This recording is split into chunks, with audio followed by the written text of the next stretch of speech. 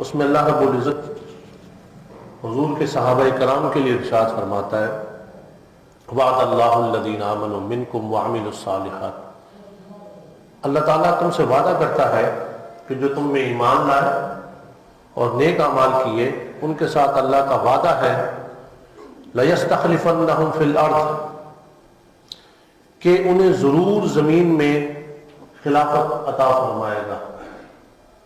یہ جو خلافت ہے جی اتنی بڑی اللہ رب العزت کی دین ہے کہ اللہ رب العزت اس کا عطا فرمانے کا وعدہ قرآن مجید میں فرما رہا ہے۔ پھر سورۃ التوبہ کی آیت نمبر 100، اس میں اللہ رب العزت ارشاد فرماتا ہے والسابقون الاولون من المہاجرین والانصار والذین اتبعوهم بإحسان رضی اللہ عنہم ورضوا عنہ۔ یہ جو اس آیت کے جو آخری الفاظ ہیں ان کو اگر کسی نے سمجھ لیا تو صحابہ کرام رضوان اللہ تعالی علیہم اجمعین کے متعلق اسے زیادہ سوچنے سمجھنے کی ضرورت نہیں ہے، اور سبقت لے جانے والے پہلے لوگ جو مہاجرین اور انصار ہیں، یعنی مہاجرین اور انصار جو ہیں ان کی قرآن بات کر رہا ہے، اور جو لوگ اچھے طریقے سے ان کے تابعدار ہوتے رہیں گے، یعنی جو ان کے تابعدار ہوتے رہیں گے، کیا ان کے لیے قرآن ارشاد فرما رہا رضی اللہ عنہم ورضوا عنہ، اللہ ان سے راضی ہو گیا اور وہ اللہ سے راضی ہو گئے۔ یہ جو ہم صحابہ کرام رضوان اللہ تعالی علیہم اجمعین کے ساتھ رضی اللہ کہتے ہیں نا، یہ ہم اپنی طرف سے نہیں کہتے، یہ قرآن بتا رہا ہے، قرآن ان کے لیے سرٹیفکیٹ جاری کر چکا ہے رضی اللہ عنہ، اللہ ان سے راضی ہو گیا۔ یہ ایک دعا بھی ہے کہ ہم کسی کے لیے کہتے ہیں رضی اللہ عنہ کہ اللہ ان سے راضی ہو، مگر قرآن نے کیا خوبصورت القابات سے نوازا، کیا ان لوگوں کی شان اور فضیلت کے اوپر سرٹیفکیٹ عطا فرمایا کہ رضی اللہ عنہ، اللہ ان سے راضی ہو گیا۔ صرف اتنی بات نہیں کہ اللہ ان سے راضی ہو گیا، ورضوا عنہ، بلکہ وہ بھی اللہ سے راضی ہو گئے۔ تو صرف جو صحابہ کرام ہیں ان کے لیے یہ الفاظ کہنا رضی اللہ عنہ یہ قرآن سے ثابت ہے۔ اچھا، میں آپ کو صحابی کی سب سے پہلے تعریف بتاؤں کہ صحابی کسے کہتے ہیں۔ نبی کریم صلی اللہ علیہ وآلہ وسلم نے ارشاد فرمایا طوبی لمن رآنی او آمن بی، خوشخبری ہو اسے جس نے مجھے دیکھا اور مجھ پر ایمان لایا، خوشخبری ہو اسے جس نے مجھے دیکھا اور مجھ پر ایمان لایا۔ تو پتہ یہ چلا کہ وہ صحابی وہ صرف بن سکتا ہے جس نے چہرہ مصطفیٰ کی زیارت کی اور حالت ایمان میں کی ہو، ورنہ حضور علیہ الصلوۃ والسلام کے ساتھ تو وہاں رہنے والے مشرکین بھی تو تھے مگر ایمان نہیں لائے گئے۔ اچھا، اب اندازہ لگائیں کوئی عبادتوں ریاستوں سے کسی مقام پہ پہنچتا ہے، کسی نے حج کیا تو اس مقام پہ پہنچ گیا۔ اب مجھے یہ بتائیں کہ وہ صحابی رسول جس نے کبھی حج نہیں کیا اور کبھی زکوٰۃ وہ نہیں دے سکے، آج کے دور کے ایسے لوگ، کئی لوگ ایسے ہیں کہ جنہوں نے 40 50 حج کیے ہوئے ہیں، زکوٰۃ کروڑوں کے حساب سے دیتے ہیں۔ اگر آج کے زمانے میں کوئی کہ یہ بندہ تو صحابہ کرام سے بڑھ گیا، انہوں نے تو اتنے حج نہیں کیے، اتنی زکاتیں نہیں دی، کیا یہ ہو سکتا ہے؟ نہیں ہو سکتا۔ انہیں یہ فضیلت اور مقام اور درجہ اس لیے ملا، صحابیت کا درجہ، کہ انہوں نے چہرہ مصطفیٰ کی زیارت کی تھی، چہرہ مصطفیٰ کی زیارت کی تھی۔ اچھا، آپ ذرا کہ ایک اور حدیث مبارکہ سن لیجئے کہ حضور علیہ الصلوۃ والسلام نے ارشاد فرمایا لا تمس النار مسلما رآنی او رآ من رآنی۔ اس سے اگلے کی بات سن لیجئے، اور یہ ترمذی شریف میں حدیث مبارکہ ہے کہ حضور علیہ الصلوۃ والسلام نے فرمایا کسی ایسے مسلمان کو آگ نہیں چھوئے گی جس نے مجھے دیکھا، جس نے مجھے دیکھا یا مجھے دیکھنے والے کو دیکھا. تو سبحان اللہ کہتے ہیں یار، بات کو سمجھیے. مجھے دیکھا اور میرے دیکھنے والے کو دیکھا، فرمایا اسے جہنم کی آگ نہیں جلا سکتی. یہ تو ایک صحابی ہے، حضور علیہ الصلوۃ والسلام کی صحابی کی یہ شان ہے کہ چہرہ مصطفیٰ کو تکنے کے بعد وہ آگ سے محفوظ ہو گیا، اور جس نے پھر اس کی زیارت کر لی وہ آگ سے محفوظ ہو گیا. تو آپ یہ بتائیے جس کو دیکھنے سے لوگ صحابی اور جنتی بنتے ہیں، اس خود آقا کی کیا شان اور کیا مقام ہوگا. حضور علیہ الصلوۃ والسلام نے فرمایا خیر الناس قرنی ثم الذین یلونہم ثم الذین یلونہم. فرمایا لوگوں میں سے سب سے بہتر زمانہ میرا زمانہ ہے، سب سے بہتر زمانہ میرا زمانہ ہے، پھر اس کے بعد والے لوگوں کا زمانہ ہے، پھر اس کے بعد والے لوگوں کا زمانہ ہے. زمانہ جس طریقے سے حضور سے دور ہوتا چلا جائے گا اس کی شان اور اس کے فضائل میں اتنی ہی کمی ہوتی جائے گی. جس شخص کو جتنا حضور کی قربت والا زمانہ مل جائے گا وہ اتنا ہی فضیلت والا بنتا چلا جائے گا. اندازہ لگائیں، یہ میں اپنی طرف سے نہیں کہہ رہا، حدیث سنا رہا ہوں آپ کو، اور یہ حدیث مبارکہ کسی عام کتاب سے بھی نہیں، بخاری اور مسلم سے متفق علیہ کہ حدیث مبارکہ سنا رہا ہوں. ایک روٹی بیچنے والا، وہ روٹی بیچتا تھا، تندور اس نے لگایا ہوا تھا. تو اس کے پاس جو روٹی ہوتی، تازہ روٹی مثال آپ کو دے، وہ 1 روپے کی بیچتا، اور جو 1 دن پرانی ہوتی اسے 2 روپے کی بیچتا. تو لینے آتے ہیں نا، باسی روٹی لینے کے لیے لوگ آتے ہیں، تو 3 دن پرانی ہوتی تو وہ 3 روپے کی بیچتا. لوگ کہتے ہیں بھائی تیرا دنیا سے ایک الگ مزاج ہے، ہمارے پاس تو یہ طریقہ کار ہے کہ باسی روٹی جو ہے چلو 3 کی ہو جائے، جتنی جو تازہ روٹی ہے وہ 3 کی ہو جائے، جتنی باسی ہو جائے اتنی اس کی قیمت کم ہوتی جائے. تو نے الٹا ہی حساب رکھا. اس نے وہ کہتا بھیا لینا ہے تو لو، نہیں لینا تو نہ لو، اپنا ایک معاملہ ہے. کسی نے اس سے پوچھا کہ بھئی یہ تیرا کیا معاملہ ہے؟ اس نے کہا بات بتانے کے نہیں، چلو تمہیں بتا دیتا ہوں. بات یہ ہے کہ جو 1 دن پرانی روٹی ہوتی ہے اسے 1 دن حضور کے قریب کا زمانہ مل چکا ہوتا ہے. جو آج کی روٹی ہے اس نے 1 دن بعد کا حضور کا زمانہ پایا ہے. یہ روٹی جو ہے اس کو حضور سے 1 دن زیادہ قربت مل گئی، اس لیے اس کی قیمت زیادہ ہے. تو وہ لوگ جو حضور علیہ الصلوۃ والسلام کے ساتھ رہے ہیں ان کی کیا شان اور کیا فضیلت ہوگی. یہ نور، یہ تھی شاہ جہاں، شاہ جہاں کی بیوی نور جہاں تھی. اچھا، وہ ایسے علماء کو مانتی تھی جو ایران کے رہنے والے تھے. تو شاہ جہاں جو ہے وہ سنی تھا. اس نے سوچا شاہ جہاں نے، اس کی بیوی نے، کہ میں کسی طریقے سے جو میرا عقیدہ ہے، جو میرے معاملات ہیں، اس کی کسی طریقے سے میں ترویج کر سکوں.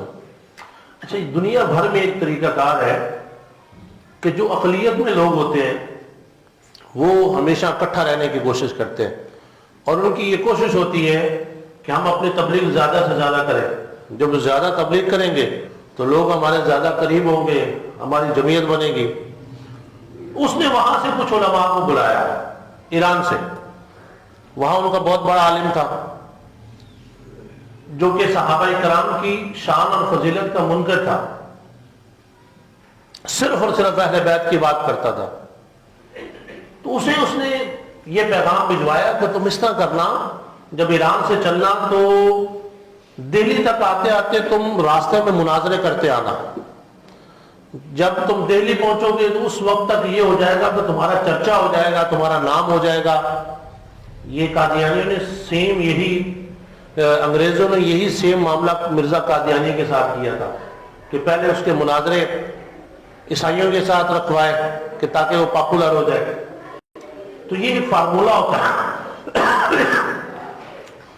تو اسے کہا کہ تم اس طرح کرنا کہ جب دہلی کی طرف آ رہے ہو تو راستے میں یہ صوفی ہوتے ہیں نا، صوفی، ان سے مناظرے کرتے ہیں۔ صوفیوں کو زیادہ علم شلم کوئی نہیں ہوتا، ان پڑھ قسم کے لوگ ہوتے ہیں، تو بس یہ سوٹے لگاتے ہیں اس کے بقول، اور ایسے مزاروں میں پڑے ہوتے ہیں تو ان کو کوئی پتہ شتہ کوئی نہیں ہوتا۔ اب وہ وہاں سے چلا ایران سے تو لاہور پہنچا۔ جب لاہور پہنچا تو وہاں پر اسے معلوم نہیں تھا کہ ایک بڑی ہستی موجود ہے، حضرت میاں میر رحمۃ اللہ تعالی علیہ۔ نام سنا ہوا ہے نا آپ نے؟ حضرت میاں میر رحمۃ اللہ تعالی دھرمپورہ میں۔ اچھا، وہاں پر ان کے مزار پہ وہاں پر گیا تو کسی سے پوچھا یہاں کوئی صوفی وغیرہ ہے؟ تو انہوں نے کہا ہاں یہاں ایک صوفی ہے، ان کی مجلس لگتی ہے۔ تو وہ جا کر وہاں بیٹھا اور کافی لوگ بیٹھے ہوئے تھے، حضرت میاں میر رحمۃ اللہ تعالی علیہ لوگوں کو تبلیغ کر رہے تھے۔ تو اس نے آگے کہا جی میں تو ایران سے آیا ہوں اور میں شان اہل بیت بیان کرنا چاہتا ہوں۔ آپ نے فرمایا بالکل، شان اہل بیت سے کون روک سکتا ہے؟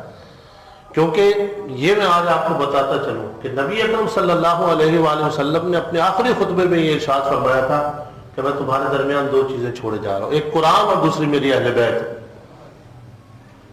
ٹھیک ہے نا جی، یہ بہت لازمی جزو ہے۔ تو صوفی جو اصل صوفی ہوگا جب اہل بیت اطہار کی بات ہوگی تو وہ کہے گا، تو انہوں نے کہا بالکل ٹھیک ہے، آپ اہل بیت اطہار کی شان بیان کیجیے، جتنی بیان کرنی ہے بیان کیجیے۔ اب اس نے بیان کیا، اس نے کہا ذرا لوگوں سنو، یہ میں آج آپ کو ایک عقیدہ دے کے جا رہا ہوں، اس بات کے اندر آپ کو کوئی بات سمجھ آ جائے گی۔ اس نے کہا لوگوں ذرا سنو، حضرت امام حسین رضی اللہ تعالیٰ عنہ کا جہاں مزار مبارک ہے، اللہ تعالیٰ نے اس کے آس پاس کے 40 کلومیٹر تک جتنے لوگ مدفون ہیں سب کی اللہ نے بخشش فرما دی ہے۔ آپ نے فرمایا سبحان اللہ سبحان اللہ۔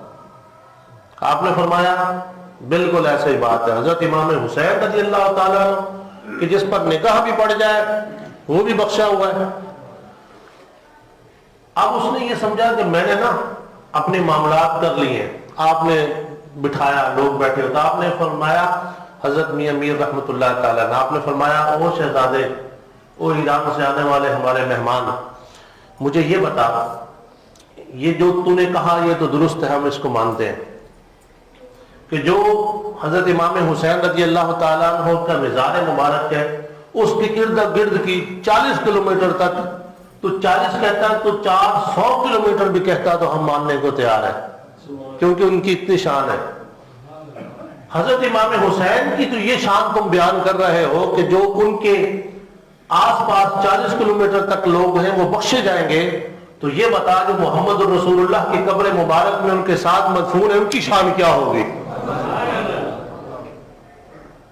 ان کی شان کیا ہوگی جنہیں حضور علیہ الصلوۃ والسلام نے اپنے ساتھ اپنے مزار مبارک میں لٹایا ہوا ہے؟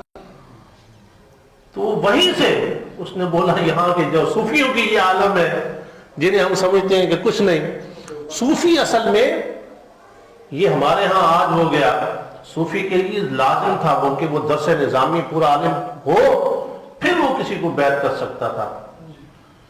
اس نے جو لنگر خانہ کھولا ہوا تھا وہ دنیا کی سب سے بہترین قسم کی این جی او تھی۔ مشرف جو ہے نا، مشرف، اس کی 1000 باتیں ہوں گی جو ملک دشمنی یا اسلام دشمنی کی، مگر باہر کی دنیا میں جا کر ایک بات وہ کہتا تھا پاکستان کے متعلق، وہ کہتا تھا لاکھوں طلباء ان مدرسوں میں پڑھتے ہیں، وہ باہر کی دنیا کو کہتا تھا میری نظر میں تمہارے پورے یورپ کے اندر باہر کی دنیا میں ان جیسی اگر کوئی این جی او ہے، جو مدرسے ہیں، جو خانقاہیں ہیں، اگر ایسی کوئی این جی او تو ہمیں بتاؤ جہاں کھانا بھی ملے، جہاں تعلیم بھی ملے، جہاں علاج معالجہ بھی ہو، ٹھیک ہے نا جی۔ تو اصل میں یہ خانقاہی نظام تھا، جہاں تعلیم بھی ہو، جہاں لنگر بھی ہو، اسی سے پھر مدرسے اس طرف جو ہیں وہ ڈیولپ ہوتے گئے۔ تو میں عرض کر رہا تھا کہ نبی اکرم صلی اللہ علیہ وآلہ وسلم، جو حدیث مبارکہ میں نے پڑھی بخاری اور مسلم سے، بخاری شریف کی 2652 حدیث مبارکہ ہے کہ حضور نے فرمایا سب سے بہترین میرا زمانہ ہے، پھر اس کے بعد والوں کا زمانہ، پھر اس کے بعد والوں کا زمانہ. تو زمانہ جس طریقے سے حضور سے دور ہوتا جائے گا اتنے فسادات میں جائے گا، اتنے اس کے اندر انتشارات ہوں گے. ایک زمانہ یہ آئے گا کہ ایک بندہ نکلے گا، وہ کہے گا کہ یا اللہ میں اپنا ایمان تب بچا سکتا ہوں کہ جب میں بکریاں لے کر پہاڑوں میں نکل جاؤں اور اپنا ایمان بچاؤں. لوگ ایسے ہو جائیں گے اپنے ایمان بچانے کے لیے. حضور علیہ السلام نے فرمایا قرب قیامت کے نزدیک اس طرح کے معاملات ہو جائیں گے کہ جو حلال کمانے والا ہے اس کے لیے حق حلال کمانا اس طریقے سے ہو جائے گا کہ جیسے ہاتھ پر کوئی انگارہ رکھ کے چلنا شروع ہو جائے. یہ سارے کے سارے معاملات ہو جائیں گے. اور ابھی یہ ساری چیزیں آپ کے سامنے ہیں. اب ذرا سنیے گا حدیث مبارکہ، بڑے غور سے سنیے گا، جو آج کل کا بہت بڑا فتنہ ہے. حضور نے فرمایا لا تسبوا اصحاب محمد. حضور نے فرمایا تم میں سے کوئی بھی میرے کسی صحابی کو گالی نہ دے، برا بلا نہ کہے. فرمایا ان کی ایک لمحے کی عبادت عام بندے کی 40 سال کی عبادت سے، اس سے ان کی ایک لمحے کی عبادت بہتر ہے. حضور نے فرمایا لا تسبوا اصحابی فلو ان احدکم انفق مثل احد ذهبا ما بلغ مد احد ولا نصفه. فرمایا میرے صحابہ کو، میرے صحابی کو گالی نہ دو. تم اگر ایک یعنی احد پہاڑ بہت بڑا پہاڑ ہے، فرمایا تم میں سے کوئی احد پہاڑ کے برابر سونا دے دے اور میرا صحابی ایک تھوڑا سا سونا دے، نصف سا، فرمایا پھر بھی میرے صحابی کے اتنے سے سونا دینا اور تمہارا احد پہاڑ کے برابر سونا دینا برابر نہیں ہو سکتا، کیونکہ میرا صحابی ہے. اللہ اکبر. فرمایا اللہ اللہ فی اصحابی، اللہ اللہ فی اصحابی. ترجمہ میں آپ کو حدیث مبارکہ کا بیان کرتا چلوں.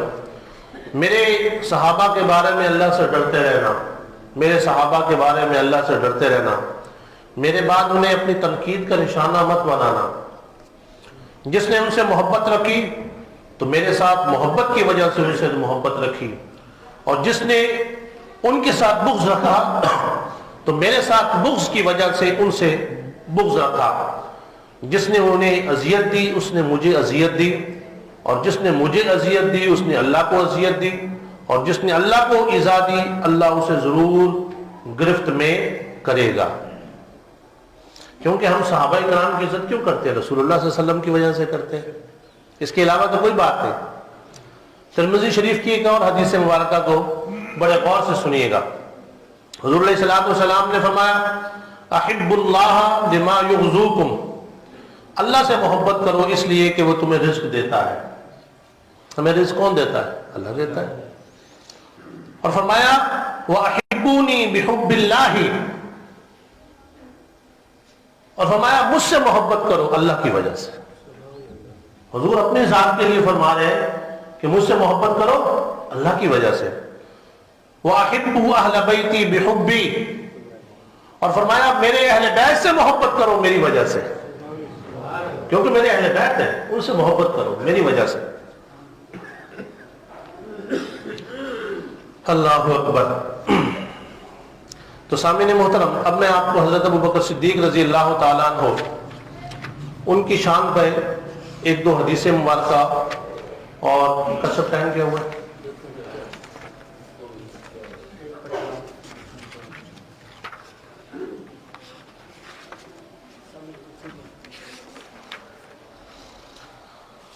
اللہ اکبر.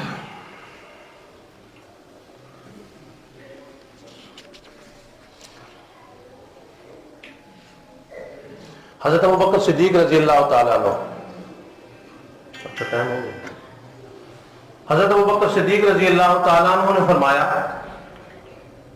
ارقبوا محمدا فی اہل بیتہ، کہ محمد صلی اللہ علیہ وآلہ وسلم کی وجہ سے ان کے اہل بیت سے محبت کرو۔